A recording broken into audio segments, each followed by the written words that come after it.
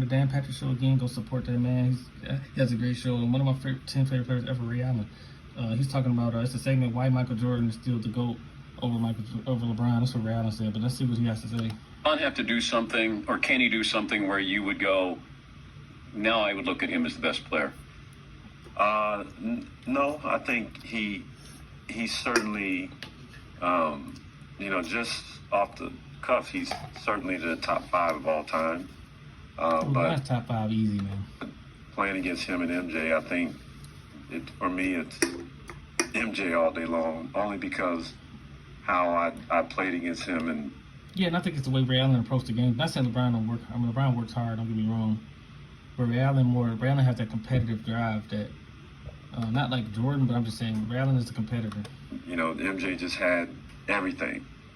From mid-range to 3-point to agree post-up game, and he could score and dominate in each position. Agree. LeBron is dominant. I agree with that too. LeBron could do so many things on the floor. Do you think LeBron's a better all-around player than Jordan? It just depends how you define it. But let's see what Ray Allen got to say. It's hard. That's hard to say because LeBron is probably one of the best passers that the league has seen. Yes, he is. MJ is top 10. That's probably the weakest part of his game. He didn't pass a lot, but no, I don't agree with that, Ray. 6 assists. He had 6 assists a lot of seasons. 5, 8.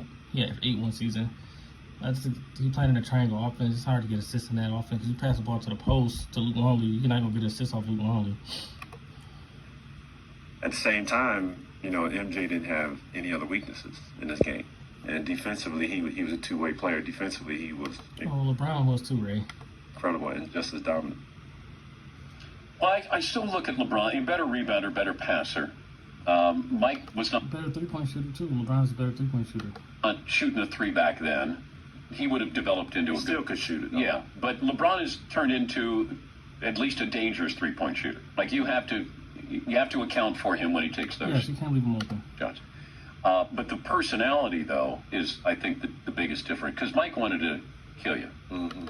Yeah, Mike did. But LeBron did too sometimes. I don't know. It's just that he in a different way, though. More of a magic style. Was he mean to you?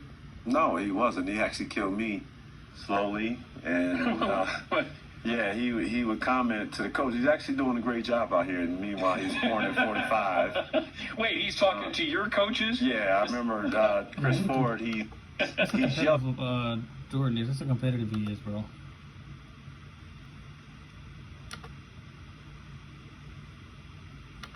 Chris Ford's yelling the whole time, like, rookie, get in front of him.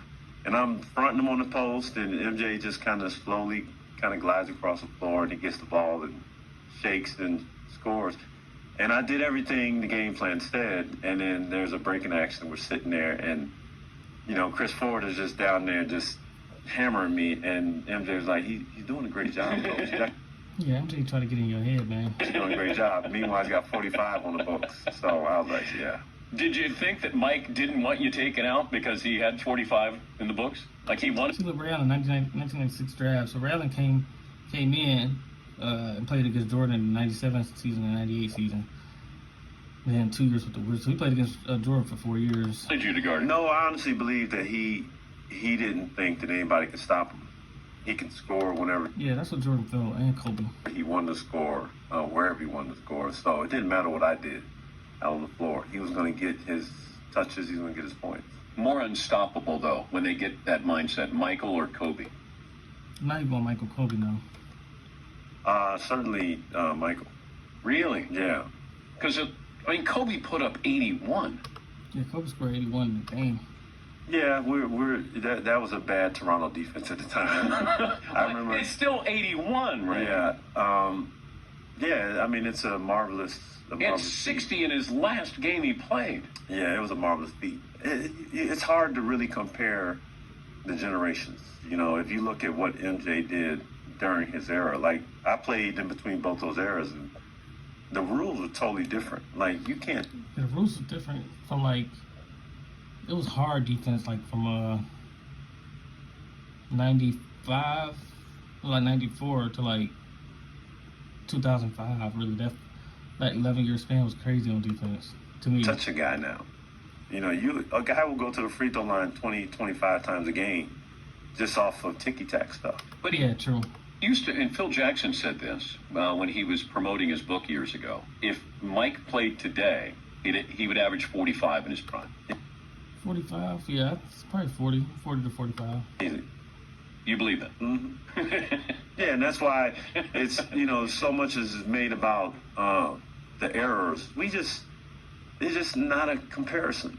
To compare what we do now, what's going on now, to what's happened in the 80s and the 90s. Well, they would beat up James Harden now. Oh, yeah.